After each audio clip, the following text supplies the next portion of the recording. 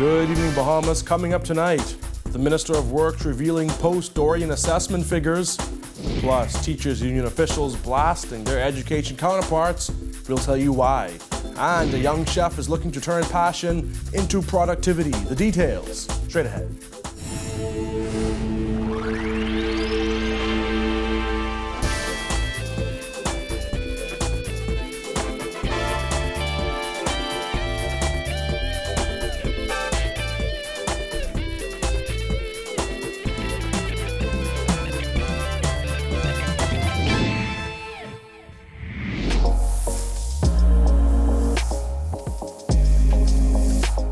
Our News is brought to you by Alive.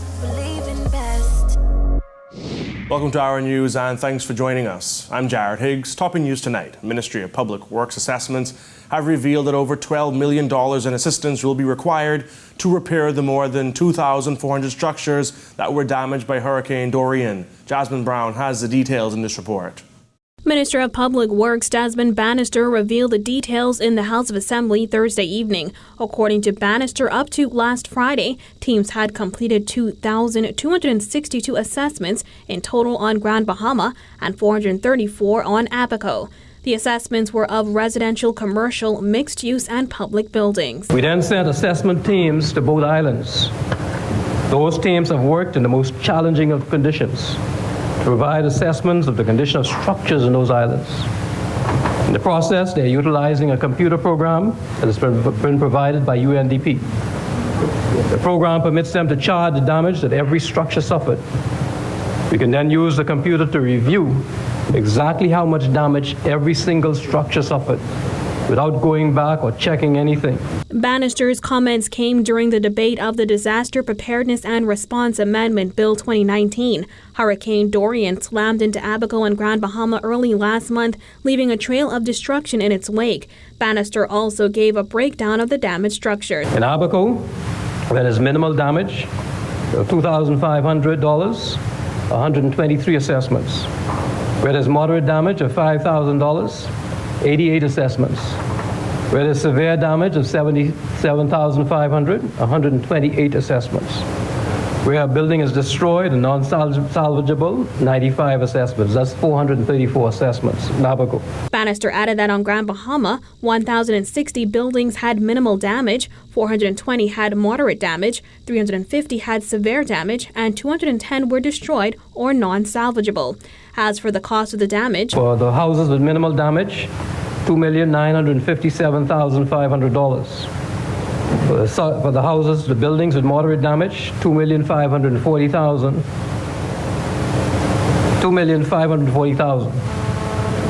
For the houses with severe damage, $3,585,000. For the destroyed and non-salvageable houses, $3,050,000. That's a total of $12,132,500. And as I said, we are not finished, but that will give you an idea of where we are going, Mr. Speaker. Reporting for Our News, I'm Jasmine Brown. Tourism and Aviation Minister Dionisio D'Aguilar says 2 people have been rescued after the DC3 aircraft they were traveling in crashed 2 miles off New Providence. D'Aguilar also confirming that the aircraft declared an emergency after its left engine failed. The aircraft reportedly originated in Opa-locka, Florida. Paul Knowles, a resident of Love Beach, says he saw the plane in the water, believing it to be a boat at first. He says the wing and nose were initially visible. However, the plane disappeared after he went to get binoculars. Knowles says 3 boats were involved in the rescue mission. A DC3 is a World War II era plane that is credited for helping bring commercial air travel to the mainstream. Now, in a statement released by the Air Accident Investigation Department, they say that the Air Accident Investigation Department was notified around 4:45 of an aircraft crash involving DC3 aircraft registration N437GB, which departed Opa-locka, Florida, United States for the Lynden Pinling International Airport in Nassau, Bahamas. Reports are the aircraft declared an emergency due to left engine failure and crashed a short time thereafter. The 2 pilots on board were rescued in good shape by the Royal Bahamas Defense Force and taken to the base. Responders are currently on scene trying to locate the aircraft, which at this time appeared to be submerged. The investigation is under the direction of the Air Accident Investigation Department, and more information will be provided when available.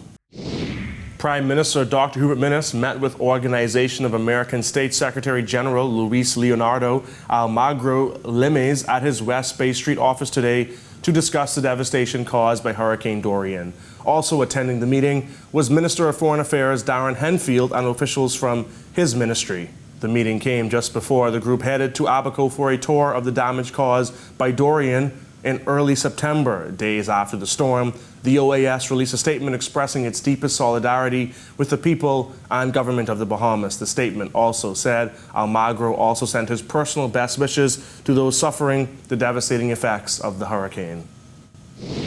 Nearly $2 million, that's how much the Bahamas Power and Light has spent so far in its efforts to restore electricity on Abaco, which was obliterated by Hurricane Durian more than a month ago.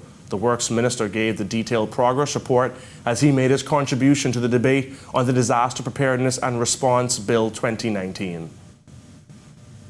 Today, Abaco is on its way back. BPL, along with members of CARELAC, are working together to quickly rebuild Abaco's infrastructure and restore power in microgrid fashion until BPL is capable of rebuilding its entire network. To date, BPL has spent just over $1.6 million in equipment and materials. Today, more than 30 linesmen, including BPL and members of CARELAC, are on the ground in Abaco. Those 30 linesmen do not include BPL generation and support teams. While electricity on South Abaco has been restored, Bannister said BPL teams are working to restore the rest of the island and Keys, but are facing challenges. South Abaco really only requires about 2 megawatts of power, which is insufficient to fire up the Wilson City generators. BPL therefore brought in a 2-megawatt generator from Exuma to serve South Abaco. After working for a short period, that generator experienced challenges which impacted the ability to generate power in South Abaco. BPL was able to move another generator to the island. Work in the south was completed and power was restored on September 29, 2019. Incomplete construction work, mold, and disrespect from school administrators are just a few of the matters that the BUT is fighting to have resolved. The problems involve 2 schools, and strike action is being threatened for at least one of those matters. Jillian Gray reports.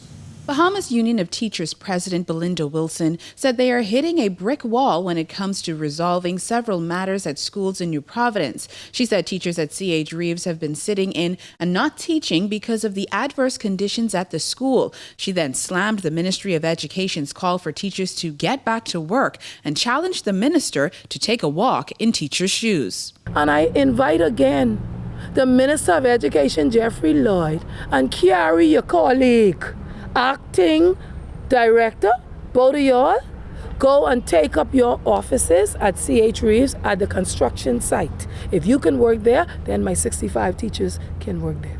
Acting Director of Education Marcellus Taylor has said that teachers should have never left the classroom, as 47 of the 65 classrooms on the campus can be used for instruction. He also slammed teachers' claims of mold as bogus, stating the ministry had done an assessment and found no evidence that classrooms were not safe. But the BUT president insists that classrooms are not fit for work. She further alleged that the administration is using scare tactics to get teachers to work in adverse conditions.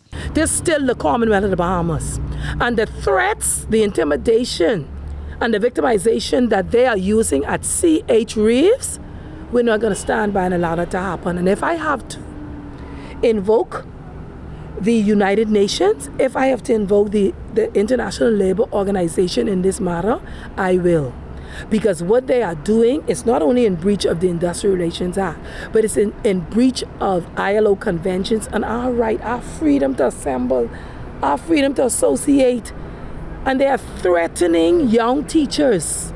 If y'all want to pick on somebody, come take me on. Wilson said the union does have a strike certificate, and if the matter is not resolved, it will be taking action. The union met with the Department of Labor on Thursday to speak with the director about the trade dispute filed by the Ministry of Education in the matter of Carlton E. Francis. Teachers at that school say they have issues with the principal. Wilson said letters have been sent to the ministry over the past 2 years. However, nothing has been done. She said the union now intends to write the Prime Minister. And it is a a shame on Jeff Lloyd.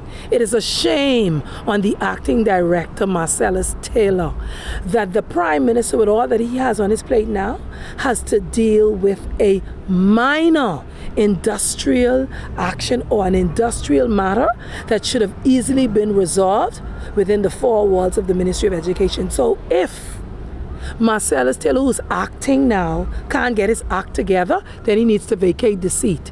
If Minister Jeffrey Lloyd cannot run the Ministry of Education, then he needs to be moved. Despite their ire, Wilson said educators have been reporting to work but have been barred from entering the premises and in some instances blocked by more than 15 armed officers. The union president said while the ministry is trying to make teachers look like the villain, the ministry is in breach of the industrial agreement. They have some supply teachers and teachers that they would have removed from other schools, and that's even a breach.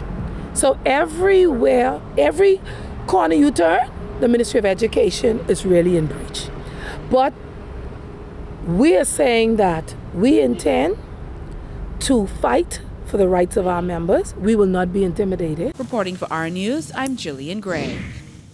Still to come on Our News, a passionate chef eyes an expansion opportunity. That's coming up when Our News returns.